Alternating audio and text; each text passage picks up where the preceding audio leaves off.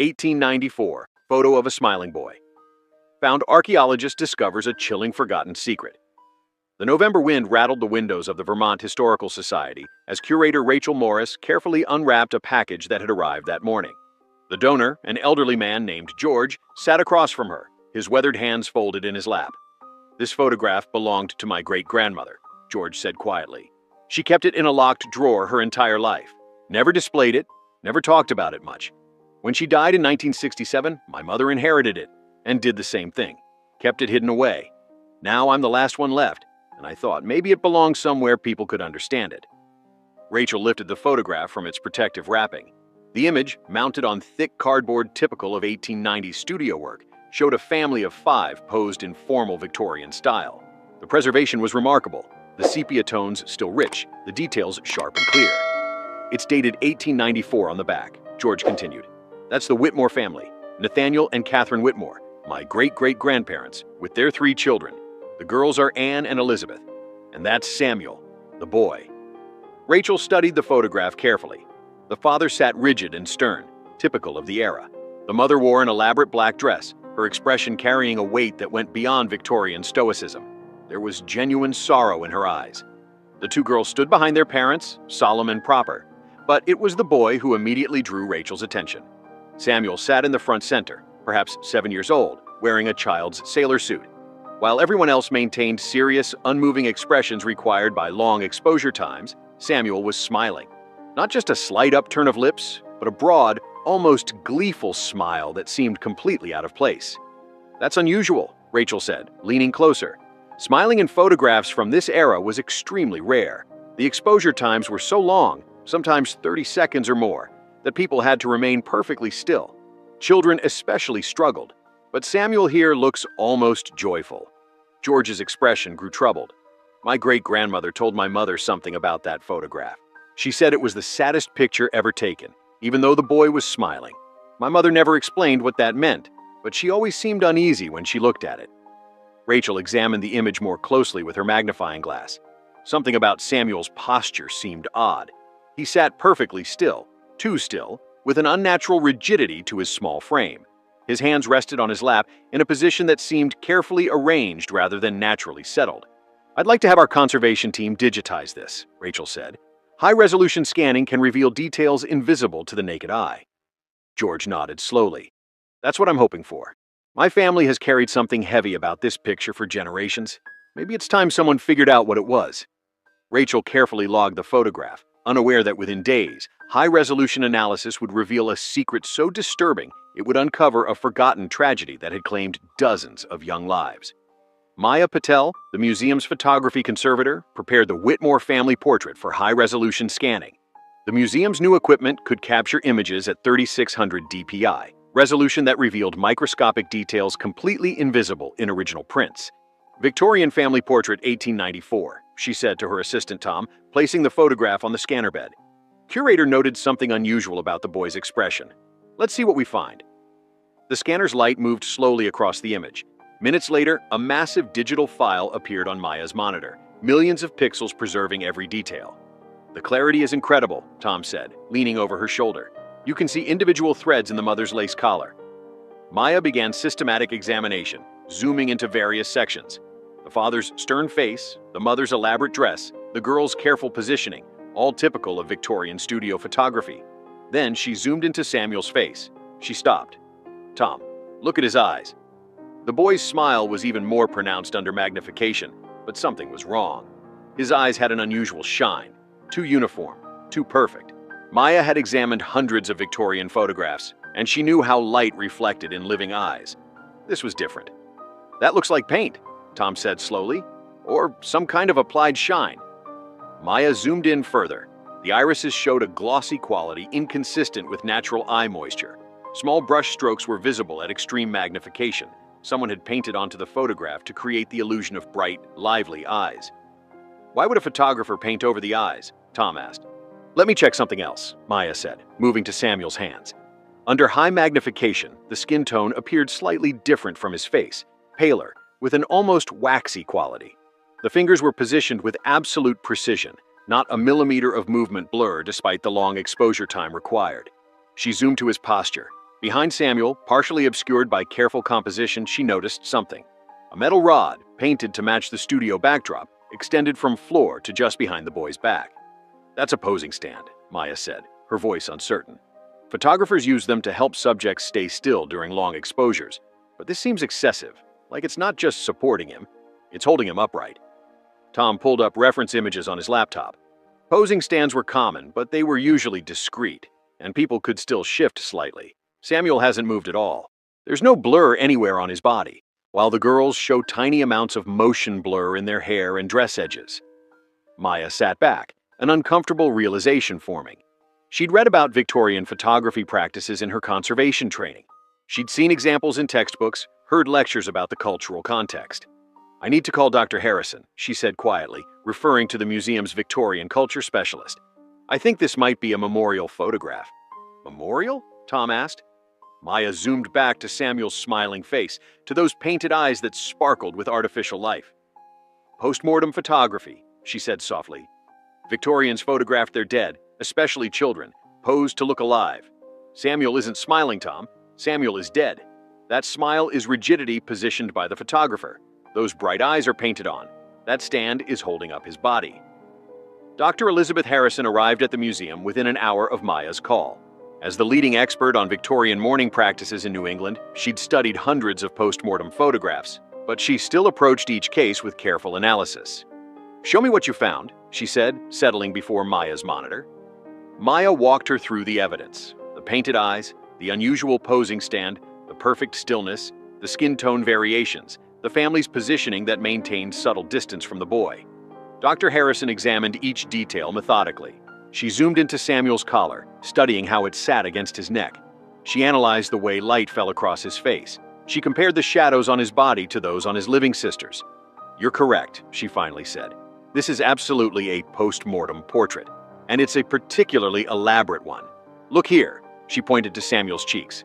"The photographer has applied rouge to create healthy color, and the smile isn't just rigor mortis positioning. See how the corners of his mouth are pulled up slightly too far? The photographer likely used thin wires or thread to position the facial muscles, then retouched them out of the final print." Maya felt her stomach turn. They manipulated his body to make him smile? "It was a service some photographers offered," Dr. Harrison explained gently. "Families wanted to remember their children as they were in life, happy, lively, full of joy. The reality of death was too painful. So, photographers became skilled at creating illusions. They'd pose the deceased sitting up, eyes painted open, expressions arranged, sometimes even with toys or books to suggest activity." She pulled up reference images on her laptop. Other examples of Victorian postmortem photography. Children posed in chairs, propped with hidden stands. Infants arranged in cribs as if sleeping. "It seems macabre to us now," Dr. Harrison continued, "but in the 1890s, death was an intimate part of life. Child mortality was devastating. Many families lost multiple children to disease. Photography was expensive. Often this memorial portrait was the only image they'd ever have. They weren't being morbid. They were desperately trying to hold on to something precious they'd lost." Tom spoke up. "The donor said his great-grandmother called it the saddest picture ever taken, even though the boy was smiling." She knew what it was. Dr. Harrison nodded. "The family always knew, but they didn't speak of it openly. Victorian culture had complex rules about discussing death, and as time passed, as the photographs were inherited by people who hadn't known the deceased, the context was lost."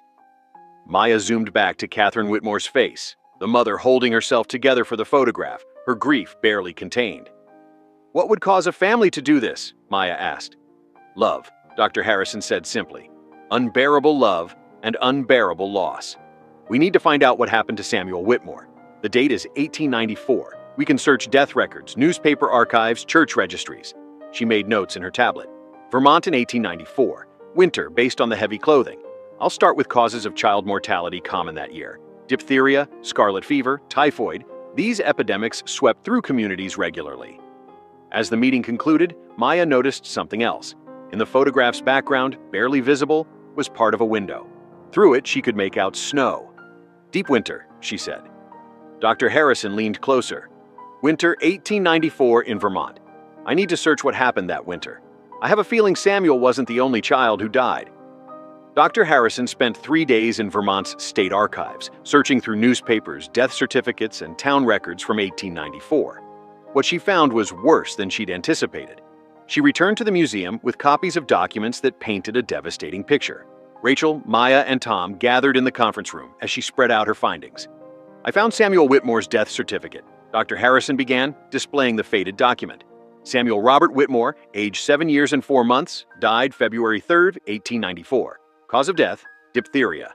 She pulled up a newspaper clipping from the Montpelier Argus, dated February 1894.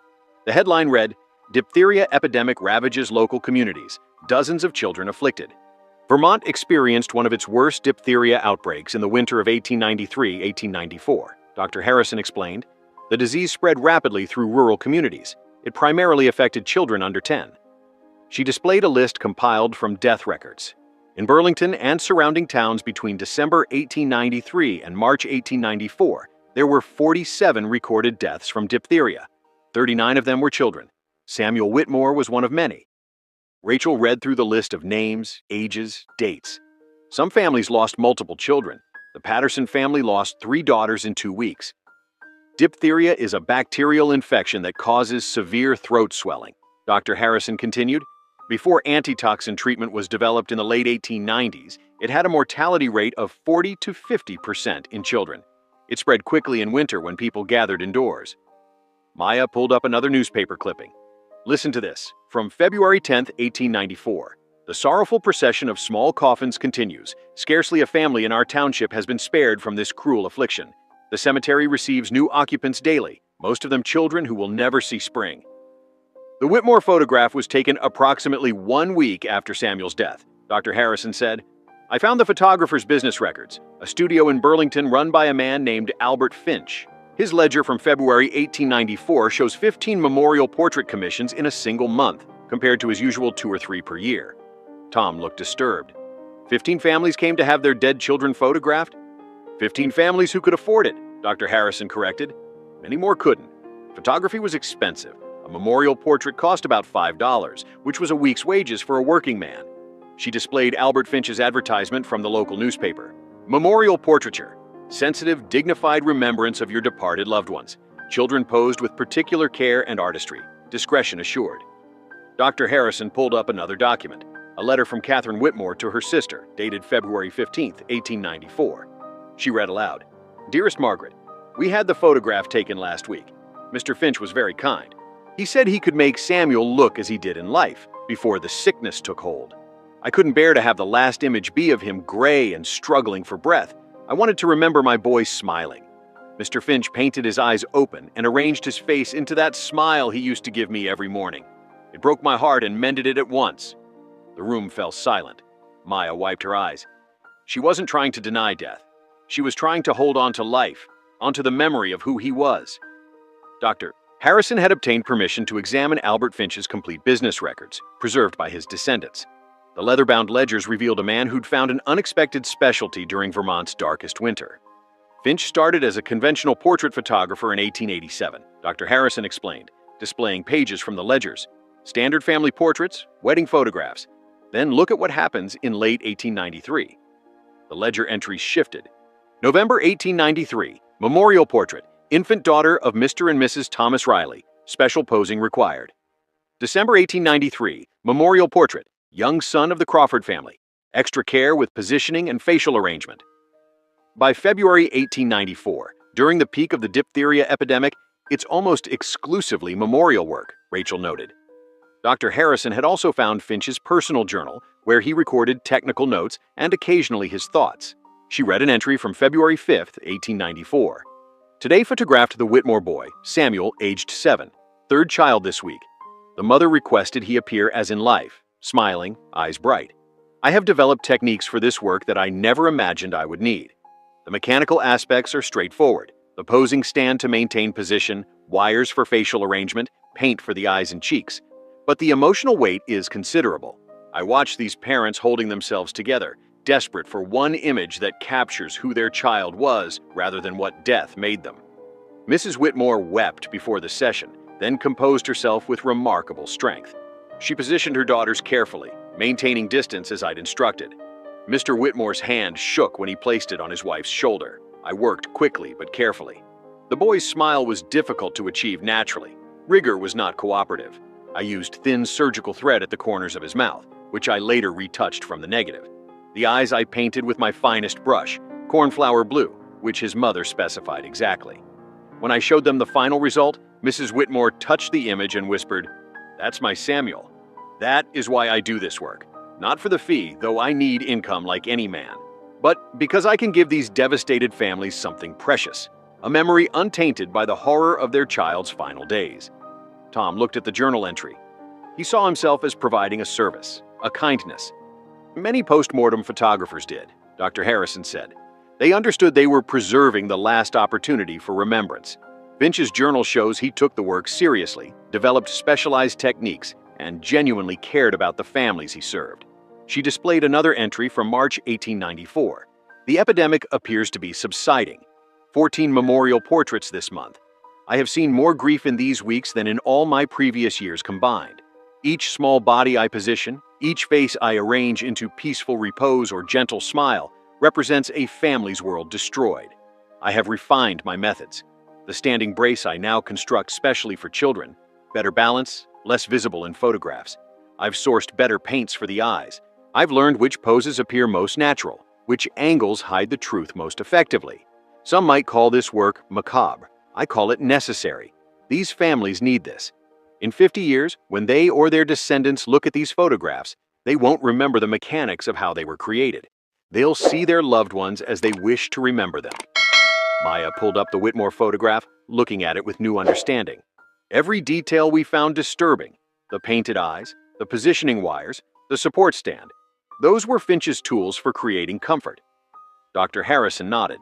The technical elements that shock us now were, in context, acts of compassion. George called the museum with unexpected news. "I've been going through more of my great-grandmother's things," he said. "I found a box of letters Catherine Whitmore wrote to her sister Margaret between 1893 and 1900. I think you should see them." Dr. Harrison and Rachel met with George at his home. The letters, carefully preserved in chronological order, provided an intimate window into Catherine's experience of loss and grief.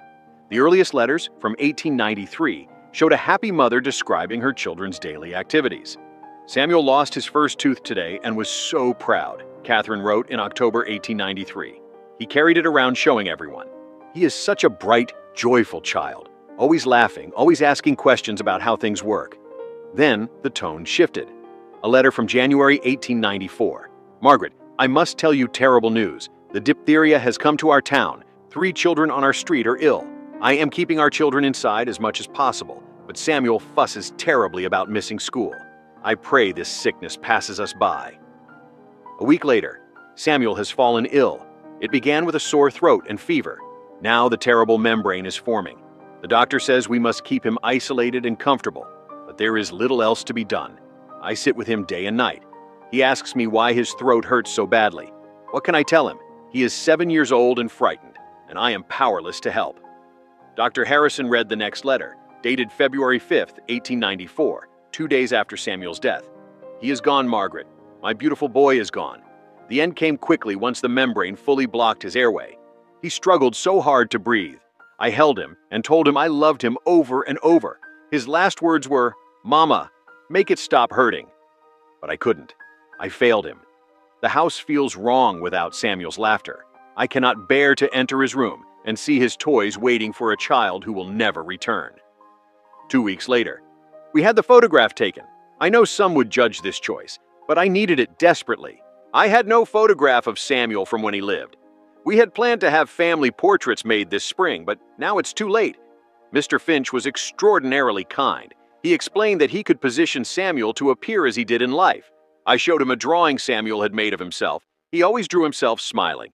Mr. Finch said he could capture that. The session was the hardest thing I have ever endured. Seeing Samuel dressed in his good clothes, arranged in the chair, looking almost as if he might speak. It was torture and comfort at once. The girls were so brave. Nathaniel could barely look. But when Mr. Finch showed us the final photograph, I saw my son again. Not the gray, struggling child from his final hours, but Samuel as he truly was. Happy, present, smiling. I can look at this photograph and remember joy instead of only pain." Rachel wiped her eyes. She needed to reclaim the memory of who he was before the disease. The letters continued, documenting Catherine's long grief. Months later, "I still look at the photograph every day. Some days it comforts me. Other days it breaks my heart anew because I know the truth. But most days, I am grateful. It lets me pretend, just for a moment, that he is still here." A year later, I visited Samuel's grave today. Anne and Elizabeth come with me sometimes, but it pains them. They prefer to remember their brother through the photograph, where he looks happy. The final letter from 1900. "6 years have passed, but I still expect to hear Samuel's voice. The photograph remains on my dresser. Nathaniel says perhaps we should put it away, but I cannot. It is all I have left of my son's smile." Dr. Harrison compiled her research into a comprehensive report on the 1894 diphtheria epidemic. What emerged was a story of medical helplessness, community devastation, and a tragedy largely erased from historical memory. "Why don't we know about this?" Rachel asked during a team meeting. 47 deaths in one region in 4 months. That's significant. But I'd never heard of it. "Because it wasn't unique," Dr. Harrison explained. "Diphtheria epidemics happened regularly in the late 1800s. Almost every community experienced them. They became normalized, tragic but expected. The 1894 Vermont outbreak wasn't unusual enough to be historically remembered." She displayed mortality statistics. In the United States between 1890 and 1900, diphtheria killed approximately 15,000 people annually. Most were children under 10.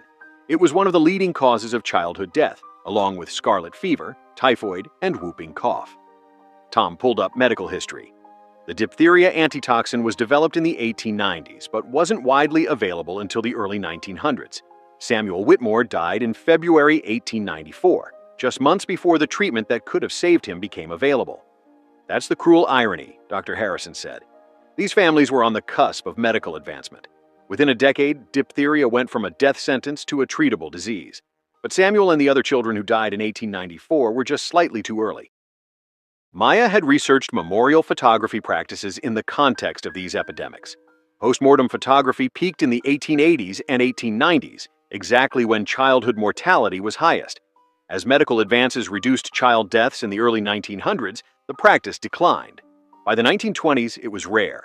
By mid-century, it was considered morbid and largely forgotten. "Cultural amnesia," Dr. Harrison said. "As childhood death became less common, we lost the context for understanding why Victorians did things like memorial photography. What was once a compassionate practice became seen as macabre. The photographs remained, but the understanding of why they were created disappeared." Rachel found census data showing long-term impact. The 1900 census for Vermont communities affected by the 1894 epidemic shows a noticeable gap. Fewer children aged 6 to 10 than expected demographically. An entire cohort partially missing. But historical accounts from that period barely mention it. A few newspaper articles, some death certificates, but no major documentation. "Because it was ordinary," Dr. Harrison said. "Tragically, devastatingly ordinary. Families grieved privately. Communities buried their children and moved on because they had to. There was no historical marker erected, no annual memorial service. The grief was real but silent." She pulled up the Whitmore family photograph again. This image is one of the few remaining pieces of evidence that Samuel Whitmore existed and mattered. Without it, he would be just a name on a death certificate, a statistic in an epidemic count. But because Catherine chose to have this memorial portrait made, we can see him. We can know he was loved. We can understand that his death meant something to people who cherished him. Tom found a newspaper editorial from April 1894 as the epidemic finally subsided. "Spring arrives at last, bringing warmth and the hope that the throat disease will retreat. But for the families who have lost children this winter, no spring will ever feel the same. We must not forget these small victims, though time will surely try to erase their memory. Let us honor them by working toward better medical knowledge and disease prevention." "They knew even then that the memory would fade," Rachel said quietly. And it did, until we found this photograph and looked closely enough to see the truth. Dr. Harrison nodded. "That's why this work matters. Every photograph like this represents real people, real grief, real love. When we uncover these stories, we're giving voice to the silent dead and honoring the families who loved them." Rachel had been researching the broader community impact of the 1894 epidemic. She discovered that the tragedy had galvanized public health efforts in Vermont, though those efforts were rarely connected back to the specific outbreak. "Look at this," she told the team, displaying town meeting minutes from March 1894. Burlington held an emergency public health assembly.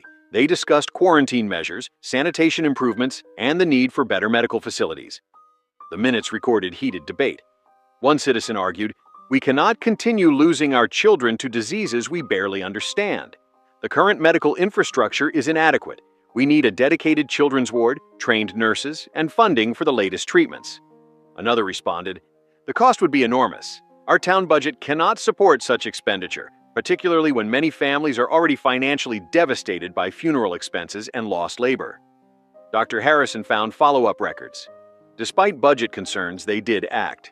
In June 1894, Burlington established its first dedicated children's medical ward. The funding came partially from public donations and partially from a fund established by families who'd lost children in the epidemic. She displayed a donor list. "Look who contributed. Nathaniel and Catherine Whitmore donated $50, a substantial sum. So did the Patterson family who lost 3 daughters, the Crawford family, the Riley family.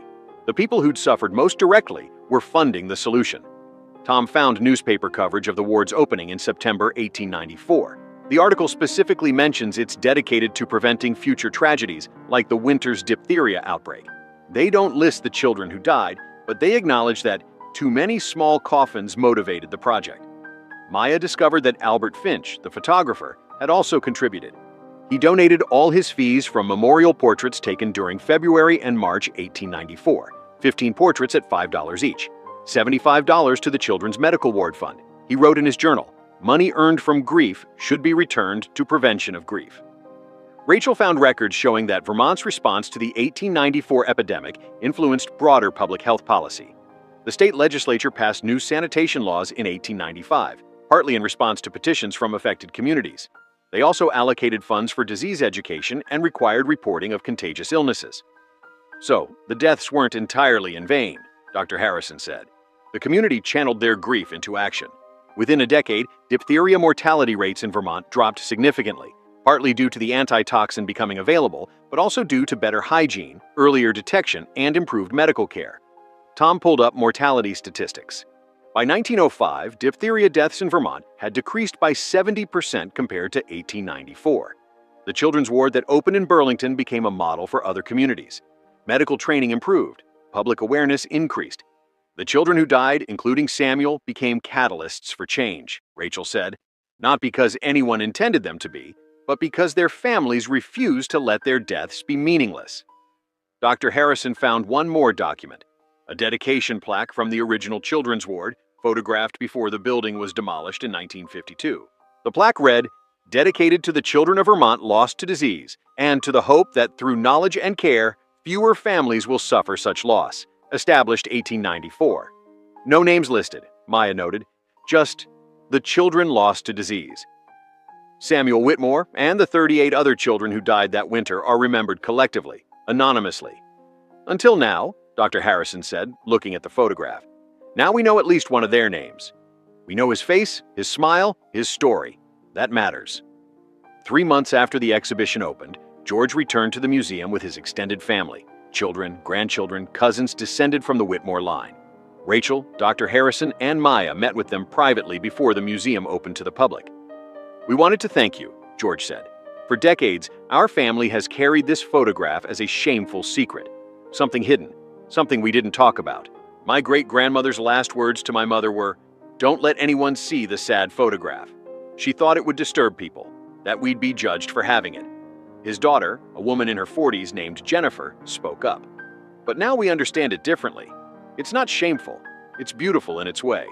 Catherine and Nathaniel loved Samuel so much they wanted to preserve his memory. That's not disturbing. That's human." Rachel brought out the original photograph, now preserved in archival materials. "We've made high-quality reproductions for the exhibition. The original belongs to your family. You can take it home, or we can continue to preserve it here and loan it back to you whenever you wish." George looked at the photograph, at 7-year-old Samuel's painted smile, at Catherine's grief-stricken face, at the family frozen in that moment of impossible loss. "Keep it here," he said finally. "Let it be part of the exhibition. Let Samuel's story be told. He died so long ago, but he deserves to be remembered as more than just a statistic, more than just a name on a death certificate. Dr. Harrison showed them additional research she'd compiled. I found Samuel's grave in Burlington Cemetery. It's still there, maintained by the Cemetery Association. The stone is simple. Samuel Robert Whitmore, 1886-1894, beloved son and brother. Would you like to visit it? The family agreed. That afternoon, they gathered at the small gravestone in the old section of the cemetery. Nearby were other stones from the same period, many marking children's graves, testimony to the epidemic that had swept through 130 years earlier. Jennifer placed flowers on Samuel's grave. "I never knew you," she said softly, "but your family, your parents loved you, your sisters missed you, and now we know your story." Her son, a teenager named Michael, looked at the gravestone thoughtfully. "All those kids who died," he said, gesturing to the nearby graves. "They were real people. They had families. They mattered." "That's exactly right," Dr. Harrison said. "History isn't just about famous people and big events. It's about ordinary people living through extraordinary circumstances." Samuel was an ordinary 7-year-old boy, but his death, and the deaths of children like him, changed communities. They motivated public health reforms. They led to medical advances. Their lives and deaths mattered. Back at the museum, the exhibition continued to draw visitors. The Whitmore family photograph became one of the most viewed items in the collection.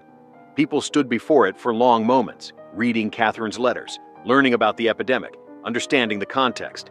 Comments in the visitor book reflected the impact. "This made me cry. Those poor parents. I can't imagine their pain. I never understood Victorian memorial photography before. Now I see it as an act of love.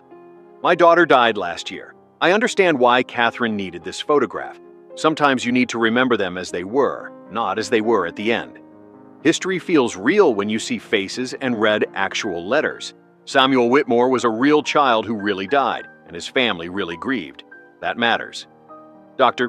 Harrison created a digital archive of all the research, making it freely available to genealogists, historians, and anyone interested in Victorian mourning practices or the 1894 diphtheria epidemic.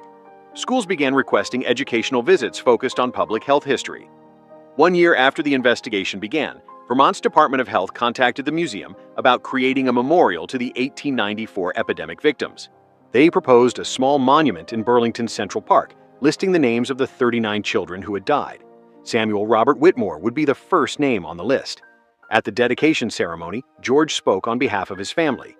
"For 130 years, Samuel existed only as a disturbing photograph that my family hid away. We didn't understand what we were looking at. We didn't know his story. But now, thanks to people who cared enough to investigate, to research, to tell the truth with compassion, Samuel is remembered properly, not as a macabre curiosity, but as a child who lived, who was loved, who died too young, and whose family cherished him enough to preserve his memory in the only way they could." He looked at the memorial stone, at Samuel's name carved alongside the other children who had died that terrible winter. "Death is part of life," George continued. "Loss is part of love. The Victorians understood this better than we do. They didn't hide from death. They faced it, documented it, memorialized it. When we found that photograph disturbing, it was because we'd forgotten how to look at grief honestly. But now we know. Samuel's photograph isn't sad because he's dead in it. It's sad because he died at all, because diphtheria took him, because Catherine and Nathaniel had to say goodbye to their joyful little boy. The photograph itself is an act of love, a refusal to let death erase who he had been in life." The ceremony concluded with a moment of silence for all the children lost to the epidemic. Rachel stood with Dr. Harrison and Maya, looking at the memorial stone, thinking about how a single photograph had unlocked an entire forgotten tragedy. "We did right by them," Dr. Harrison said quietly. "By Samuel, by Catherine, by all those families. We told their story truthfully and respectfully. We brought memory back to the forgotten." Maya thought about the first moment she'd seen Samuel's painted eyes under high magnification, the shock and discomfort she'd felt. Now she understood those eyes differently, not as something disturbing, but as a mother's desperate attempt to see her child as he'd been, bright and alive and happy. "Every photograph tells a story," Maya said, "but some stories take 130 years to be understood." The exhibition remained at the Vermont Historical Society for 3 years, becoming one of their most visited displays. The Whitmore family photograph traveled to other museums, always with its full context, always honoring Samuel's memory and his family's grief. And in Burlington Cemetery, Samuel's grave received regular visitors: descendants, historians, parents who'd lost children themselves and understood Catherine's pain, students studying public health history, people who simply wanted to acknowledge that this child had existed and mattered. The photograph that had been hidden in locked drawers for generations now served its true purpose: preserving memory, honoring love, and ensuring that Samuel Robert Whitmore, who died at 7 years old in the winter of 1894, would never be forgotten. His smile, painted onto a photograph by a compassionate photographer at a grieving mother's request, would shine across centuries, telling anyone willing to look closely enough that he had lived, he had been loved, and his brief life had mattered.